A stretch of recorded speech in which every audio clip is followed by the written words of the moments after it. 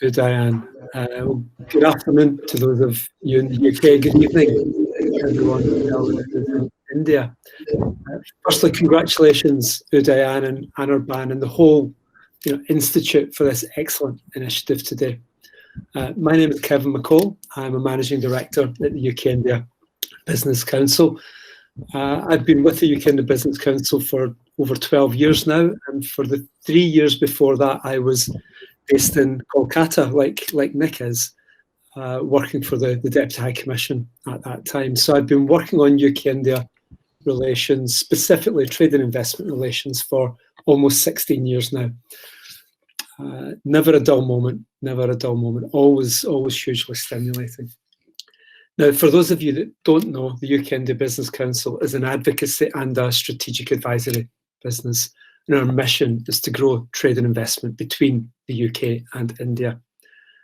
Now, we work with SMEs, we work with the largest multinationals, and we work with governments. In India, we work with the union government and state governments, and in the UK, we work with the UK government, particularly the Department for International Trade. And we also work with the governments of Wales, Northern Ireland and Scotland. And I'm delighted that we have a speaker representing Scottish Development International in a few moments. And again, Mr. B.B. Goyal said he studied in Glasgow, so you'll recognise my accent. And it was engineered for your benefit that we had Scotland here today as well. Now, I'll just say a few words today about what we at the UKIBC do to support Make in India, and by helping to connect UK SMEs with Indian SMEs. Now, we do this in a number of ways. There's one fantastic programme that we work on, for example, with the Government of India and the Indian High Commission in London, called the Access India programme. And through the Access India programme, we're working with around 70 UK manufacturing SMEs. And these SMEs have all been chosen because they've got the technology and the know-how that can really enhance India's manufacturing ecosystem. And the entry of these SMEs into India will support Make in India.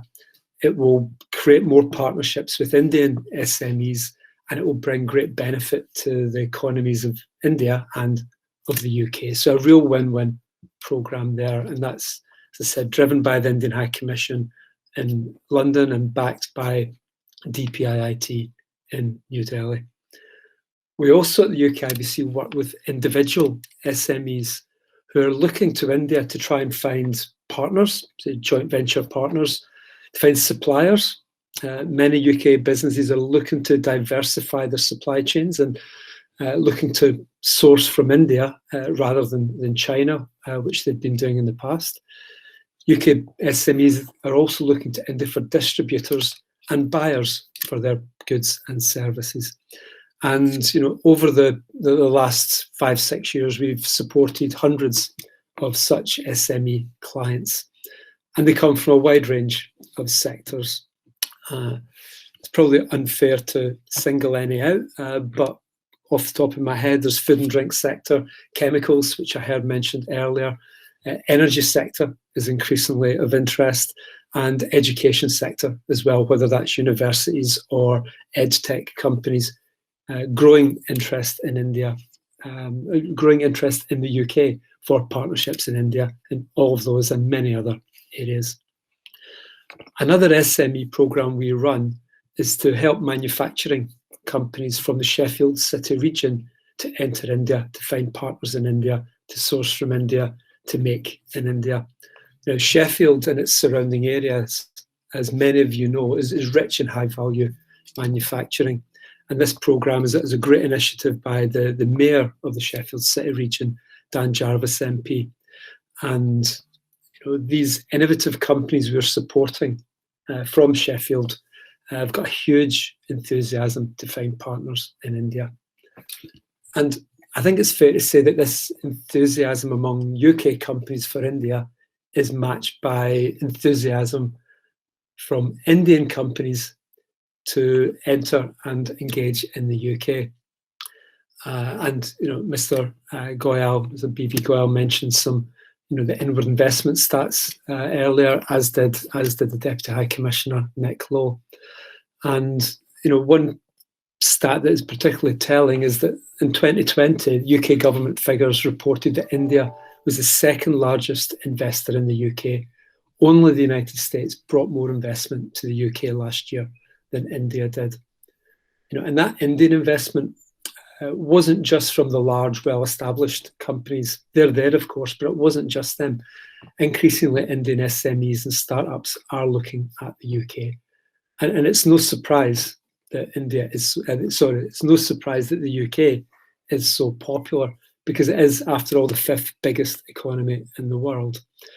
It's therefore attractive and lucrative market for Indian businesses that have got the right product or the right service and are taking the right support and advice. There are great opportunities in the UK for Indian businesses of all sizes.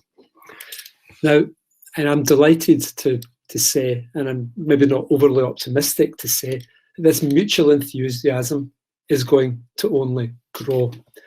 Now, as Nick has just mentioned, the UK PM was due to be in India at the start of next week to meet Mr. Modi. Unfortunately, but for very good reasons, that visit has been postponed. But I understand that the two leaders will soon have a virtual meeting, and it is expected that they will announce what has been called the Enhanced Trade Partnership. Now, through this partnership, barriers to trade will be removed, tariffs reduced, standards and regulations aligned, and all of this will ease and increase the flow of trade between our two countries. And importantly, it will lead to a UK-India free trade agreement. As Nick said, the Enhanced Trade Partnership is part of a roadmap towards a full UK-India free trade agreement. Now, last year, 2020, bilateral trade between the UK and India was around £24 billion. And Prime Minister Johnson has recently announced that he can see the Enhanced Trade Partnership actually leading to a doubling of UK-India bilateral trade to 50 billion by 2030. A big target, but one that we should all aspire and work towards achieving. So there's existing enthusiasm among businesses for UK-India partnerships, and that is only going to increase as the volume and value of activity between the two countries grows. Therefore, my closing messages to Indian businesses that are with us today. Two closing messages. Firstly, if you do not already do business in the UK or with UK companies, please look at those possibilities. And if you are already engaged in or with the UK, please explore expansion of this engagement. There are other opportunities out there, and keep an eye on growth between the UK. All that's now left for me to say is once again thank you and congratulations to the organisers for this great initiative today. I also must thank all of you for participating, and I wish you, your families and friends the best health in these terrible times. And as I saw Mccole wrote on Twitter earlier today, stay strong, stay safe in there. Thank you.